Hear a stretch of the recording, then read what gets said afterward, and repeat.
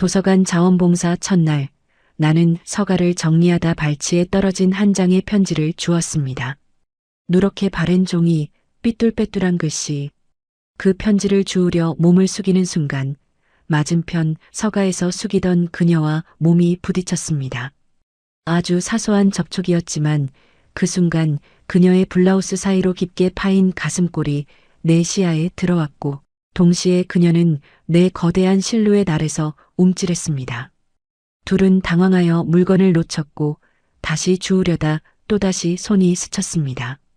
그 찰나의 접촉에 전율이 흘렀습니다.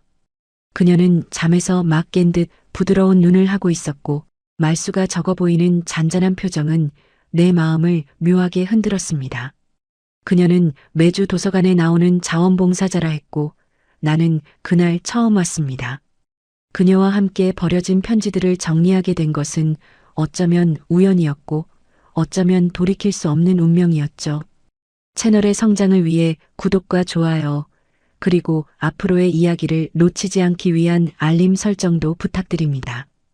현우 씨는 50대 중반의 남성으로 수십 년간 일했던 직장에서 은퇴 후 인생의 큰 공허함과 외로움을 느끼죠. 아내는 5년 전 먼저 세상을 떠났고 그는 상실감과 함께 찾아온 고독 속에서 조용히 자신의 삶을 정리하며 살고 있었습니다. 도서관 봉사는 잃어버린 삶의 활력을 되찾으려는 뒤늦은 시도였지만 그곳에서 30대 초반으로 보이는 그녀를 만나면서 그는 자신이 묻어두었던 남성으로서의 본능과 열망을 다시 마주하게 됩니다. 그는 도덕적인 어른으로 남고 싶어 하지만 그녀에게서 오는 금지된 유혹을 뿌리치기 힘들어하며 죄책감과 욕망 사이에서 갈등하죠. 편지에는 이름 모를 여인에게 보내는 오래된 사랑 고백이 적혀 있었습니다. 우리는 그 편지를 읽으며 서로의 감정을 숨기지 못했습니다. 그녀가 말했죠. 이런 편지를 받는 사람은 어떤 기분일까요? 평생을 기다려온 고백일까요? 그 말에 내 마음이 미묘하게 흔들렸습니다. 그녀의 눈빛 속에는 편지 속 여인의 감정을 깊이 이해하는 듯한 외로움이 묻어 있었습니다. 그날 이후 그녀의 옆이 자꾸 신경 쓰이기 시작했습니다. 낡은 편지 속 낭만은 현실의 경계를 허물고 그녀의 옆자리에 대한 묘한 갈망을 불러일으켰습니다. 도서관 뒤편에는 쓰이지 않는 낡은 우편함이 있었습니다. 옛날 봉사자들이 쓰던 문의함이라 하더군요. 그 우편함에 때때로 편지가 들어 있었습니다. 누가 넣는지는 아무도 모른다고 했죠. 그녀와 나는 그 우편함을 함께 정리했습니다. 편지를 읽을 때마다 그녀의 감정이 표정에 스며들었고 나는 그 미세한 변화를 관찰하는 것이 좋아졌습니다. 편지 중 하나에는 이런 문구가 있었습니다. 당신이 웃는 날이 있다면 그 웃음의 바깥에서라도 내가 머물고 싶습니다. 그 작은 빛이 나를 살게 하므로. 그녀는 말없이 그 문장을 오래 바라봤습니다.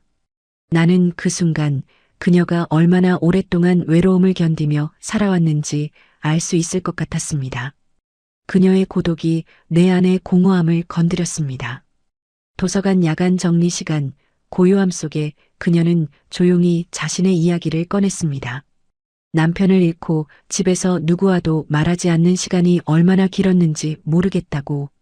나는 아내를 떠나보낸 후 저녁마다 다시는 돌아오지 않을 사람의 그림자를 그리워하며 살았다고 말했습니다. 우리는 서로의 잃어버린 사람을 이야기하며 아주 천천히 그리고 깊게 가까워졌습니다. 고독이라는 공통 분모가 우리를 엮어주었습니다. 그날 그녀는 이런 말을 남겼습니다. 편지 한번 써보고 싶네요. 누구에게도 말하지 못했던 이 답답한 마음을요. 나는 대답하지 않았지만 그 말이 내 머릿속에서 강렬하게 맴돌았습니다. 그녀의 외로움은 나에게 새로운 욕망의 불씨를 지폈습니다. 그날 밤 나는 책상 앞에 오래 앉아 있었습니다. 그녀에게 편지를 쓰고 싶다는 마음이 스스로도 놀라울 만큼 강하게 올라왔습니다. 하지만 이 감정이 어느 방향으로 흐를지 나 자신도 몰랐습니다. 나는 편지를 썼습니다. 오늘 당신이 말한 외로움이 내 안에서도 오래 머물렀습니다. 당신의 미소는 생각보다 오래 가더군요. 잊히지 않는 잔상처럼요. 이름은 적지 않았습니다. 나는 그저 그 편지를 아무 말 없이 낡은 우편함에 넣었습니다. 다음 날 그녀가 편지를 발견했을 때 미묘하게 붉어진 얼굴을 숨기지 못했습니다. 그녀는 편지를 읽고 조용히 말했습니다. 고맙습니다. 오래간만에 누가 나에게 진심으로 말을 건 것 같아서요. 그 한 문장이 내 심장 깊은 곳을 묶어버렸습니다. 금지된 선을 넘는 첫걸음이었습니다. 며칠 후 우편함 속에서 나는 그녀의 글씨로 적힌 편지를 발견했습니다. 손이 떨릴 만큼 기다렸던 순간이었습니다. 편지는 이렇게 시작했습니다. 이름 없는 편지의 주인에게 당신의 편지는 제 마음에 작은 불꽃을 지폈습니다. 나는 읽어 내려갈수록 숨을 고르지 않을 수 없었습니다. 당신이 읽었던 편지를 다시 읽어보며 깨달았습니다. 저는 누군가에게 마음을 열고 싶어 했다는 것을, 이 외로움을 끝내고 싶었다는 것을요. 그녀는 조심스러웠고 그러나 분명했습니다. 만약 가능하다면 당신의 이야기를 더 알고 싶습니다. 당신의 눈빛이 저에게 깊은 위안을 줍니다. 그날 밤 나는 한참 동안 편지를 쥔 채 잠들지 못했습니다. 편지 한 장이 우리 사이에 경고했던 벽을 허물고 있었습니다. 편지를 주고받는 일이 주 1회의 작은 설렘이 되었습니다. 서로의 이름도 말하지 않은 채 서로의 속마음을 가장 안전하게 털어놓는 관계. 낯선 사람에게 하지만 가장 깊은 곳까지. 그녀는 일상의 고독을 적었고 나는 그녀를 향해 생겨나는 죄스러운 감정을 적었습니다. 도서관에서 스치기만 해도 서로의 눈빛이 깊어졌고 잠시 마주보면 말하지 않아도 마음이 격렬하게 흔들렸습니다. 그녀가 서가를 정리하며 가끔 내 팔에 스칠 때마다 그 온기가 너무나 선명했습니다. 우리는 점점 더 가까워지고 있었습니다. 말보다 글이 우리를 엮어주는 은밀한 속도로. 하지만 위기는 예상보다 빨리 찾아왔습니다. 그녀의 편지가 일주일 동안 도착하지 않았습니다. 그 다음 주도 도서관에서는 그녀가 몸이 좋지 않아 잠시 봉사를 쉬고 있다고만 했습니다. 나는 문득 이 감정을 내가 더 바라게 된 건 아닐까? 이 금지된 관계를 나 혼자 원하고 있는 건 아닐까? 그런 두려움이 찾아왔습니다.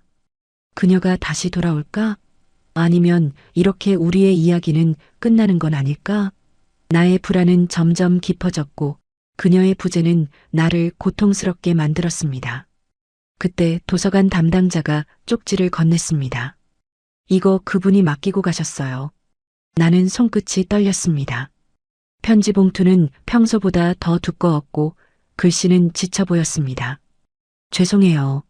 한동안 당신의 편지를 받을 자격이 없다고 생각했습니다. 이 관계가 저에게 너무나 큰 부담으로 다가왔습니다.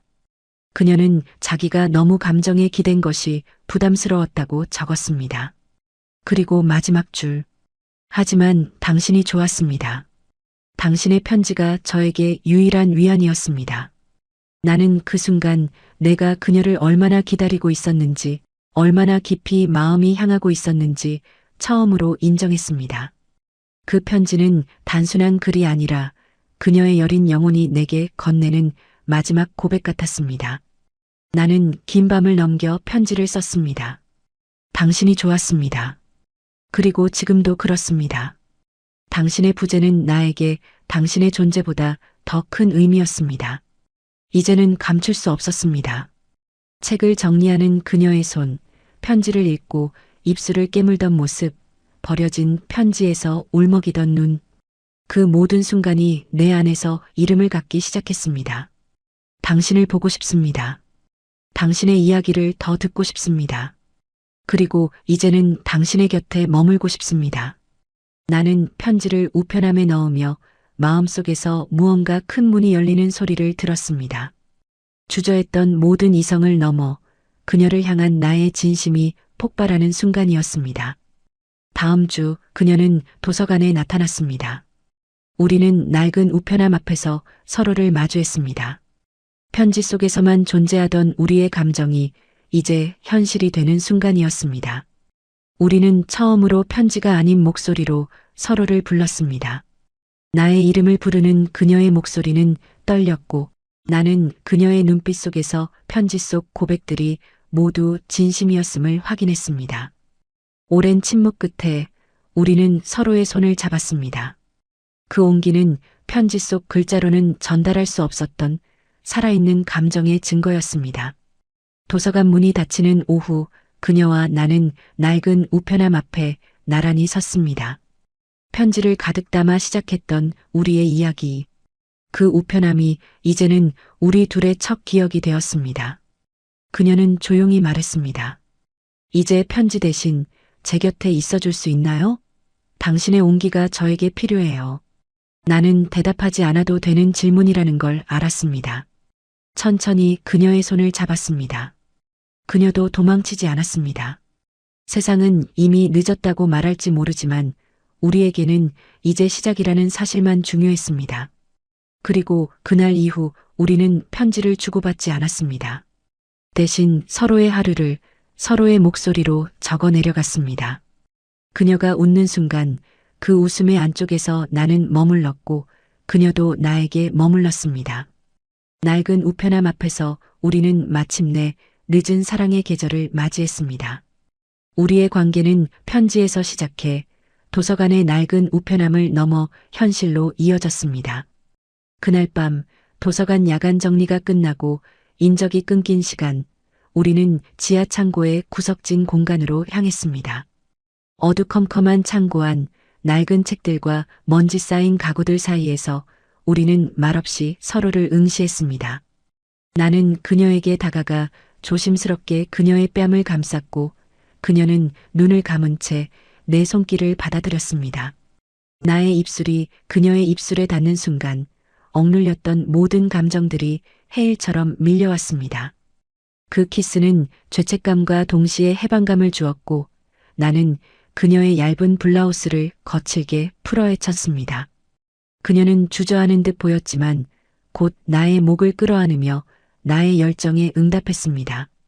나는 그녀를 안아올려 낡은 책상 위로 조심스럽게 눕혔습니다. 차가운 나무 탁자와 대비되는 그녀의 뜨거운 몸은 나를 더욱 갈망하게 만들었습니다. 그녀의 가슴 위를 오가는 내 손길에 그녀는 작게 신음했고 그 소리는 내 이성을 마비시켰습니다. 나는 그녀의 옷을 완전히 벗겨내고 그녀의 섬세한 몸을 탐했습니다. 오랜 세월 잊고 살았던 남성으로서의 본능이 그녀의 순수함 앞에서 폭발하는 듯 했습니다. 그녀는 나의 거친 움직임 속에서 떨림과 희열을 동시에 느꼈고 우리는 서로의 외로움을 채우려는 듯 광기 어린 춤을 추기 시작했습니다. 나이의 격차, 세상의 시선, 그 모든 것이 녹아내리는 순간이었습니다. 우리는 서로에게서 가장 원초적인 위안과 파멸적인 쾌락을 동시에 발견했습니다. 그날 이후 우리는 서로에게 연락을 피했습니다. 내 안에는 그녀를 향한 격렬한 욕망과 동시에 돌이킬 수 없는 죄를 저질렀다는 깊은 후회가 물밀듯이 밀려왔습니다. 나는 이 관계가 나뿐만 아니라 순수한 그녀에게도 돌이킬 수 없는 상처를 줄 것이라는 걸 직감했습니다. 우리는 서로에게 독이 되고 있었습니다. 이성은 이 관계를 멈추라고 외쳤지만 몸은 그녀를 다시 갈망했습니다. 우리는 도서관에서 서로를 피했지만 은밀한 연락을 통해 다시 만남을 이어갔습니다. 인적이 드문 카페, 차 안 우리는 세상의 시선을 피해 숨어 다녔습니다. 그녀는 이 관계에 대한 불안감을 내게 털어놓았고 나는 그녀의 두려움을 알면서도 이 욕망을 멈출 수 없었습니다. 우리는 서로에게 중독되어 가고 있었습니다. 이 만남이 언제까지 지속될 수 있을까? 파멸은 피할 수 없는 운명처럼 느껴졌습니다. 우리는 결국 비밀스러운 관계를 지속했습니다. 며칠 뒤 우리는 그녀가 알고 지내던 외곽의 오래된 별장에서 다시 만났습니다. 그곳은 완벽하게 외부와 차단된 공간이었고 우리는 아무런 제약 없이 서로를 탐할 수 있었습니다. 별장의 침실은 은은한 조명과 아늑한 분위기로 가득했고 우리는 서로에게 더욱 깊이 빠져들었습니다. 그녀는 나에게 다가와 옷을 벗기 시작했고 나는 그녀의 나체에 감탄했습니다. 그녀의 몸은 이전보다 더 자신감 있고 유연하게 움직였습니다. 나는 그녀를 침대에 눕히고 그녀의 몸 전체를 애무하며 그녀의 모든 감각을 깨웠습니다. 그녀는 나의 손길에 뜨겁게 반응했고 우리는 서로의 욕망을 해소하기 위해 필사적으로 몸부림쳤습니다. 나는 그녀의 이름을 부르며 그녀의 허리를 감싸 안고 깊이 파고들었습니다. 그녀는 나의 어깨를 끌어안고 격렬하게 신음했고 우리는 서로에게서 가장 깊은 쾌락을 발견했습니다. 밤새도록 우리는 서로의 몸을 탐했고 그날 밤은 우리의 관계가 얼마나 비극적이고 파멸적인지 보여주는 마지막 증거였습니다. 우리는 서로를 파괴하면서 영원히 돌아올 수 없는 강을 건넜습니다. 그 파멸적인 밤 이후 우리는 더 이상 만날 수 없었습니다. 나는 내가 그녀에게 너무나 큰 상처를 주었다는 것을 깨달았고 더 이상 그녀의 삶에 관여해서는 안 된다고 생각했습니다. 나는 그녀에게 용서를 빌 수도 없었고 그럴 자격도 없었습니다. 나는 내가 지은 죄를 속죄하기 위해 그녀의 아버지 묘소를 찾아가 참회했습니다. 나는 그녀의 삶에서 완전히 사라지기로 결심했습니다. 그것이 내가 그녀에게 해줄 수 있는 유일한 최선이었습니다. 나는 나의 죄를 짊어지고 영원히 살아가야 할 것입니다. 가을이 깊어가던 어느 날 나는 성당 마당을 지나다 우연히 그녀의 모습을 보았습니다. 그녀는 예전처럼 밝게 웃고 있었고 곁에는 새로운 남자가 서 있었습니다. 나는 멀리서 그 모습을 지켜보며 묘한 안도감과 동시에 가슴을 찢는 듯한 고통을 느꼈습니다. 그녀가 행복해하는 모습은 나에게 큰 위안이었지만 그 행복 속에 내가 없다는 사실은 나를 슬프게 했습니다. 나는 그녀의 행복을 빌어주면서도 내 안의 죄책감과 그리움은 영원히 지워지지 않을 것이라는 것을 깨달았습니다. 그녀는 나의 영원한 죄이자 잊을 수 없는 잔상으로 남을 것입니다. 나는 그녀에게 다가가지 않았습니다. 이제는 그녀의 삶에서 완전히 사라져야 할 때라는 것을 알았기 때문입니다. 나는 그녀에게 마지막으로 마음속으로 작별 인사를 했습니다. 부디 행복하렴. 너는 나 같은 사람 때문에 아파서는 안 돼. 그녀는 나의 삶에서 가장 아름다운 잔상이었고 동시에 가장 고통스러운 죄였습니다. 나는 그녀를 통해 잊었던 욕망을 발견했지만 그 만남은 나에게 영원히 지워지지 않을 상처와 후회를 남겼습니다. 우리는 서로에게 독이 되었고 결국 파멸했습니다. 새해가 밝기 전날 나는 성당 종탑 아래 홀로 서 있었습니다. 정확히 자정이 되자 천천히 깊고 울림 있는 종소리가 그해의 마지막 어둠을 깨웠습니다. 나는 그 소리를 들으며 천천히 눈을 감았습니다. 그녀와의 시간 아름다웠고 아팠고 흔들렸고 하지만 결국 나를 조금 더 정직한 어른으로 만들어준 시간이었죠. 나는 조용히 기도했습니다. 부디 그녀가 평온하기를. 그리고 나의 이 죄와 감정의 짐을 거두어 주십시오. 영원히 속죄하며 살겠습니다. 종소리가 멎고 새벽 공기가 차갑게 내려앉은 그 순간 나는 비로소 긴 감정의 계절을 뒤로하고 새해의 첫걸음을 내딛었습니다. 그녀는 나의 영원한 죄이자 잊을 수 없는 잔상으로 남을 것입니다. 여러분은 어떻게 들으셨나요? 도서관에서 시작된 익명의 편지가 가져온 금지된 사랑.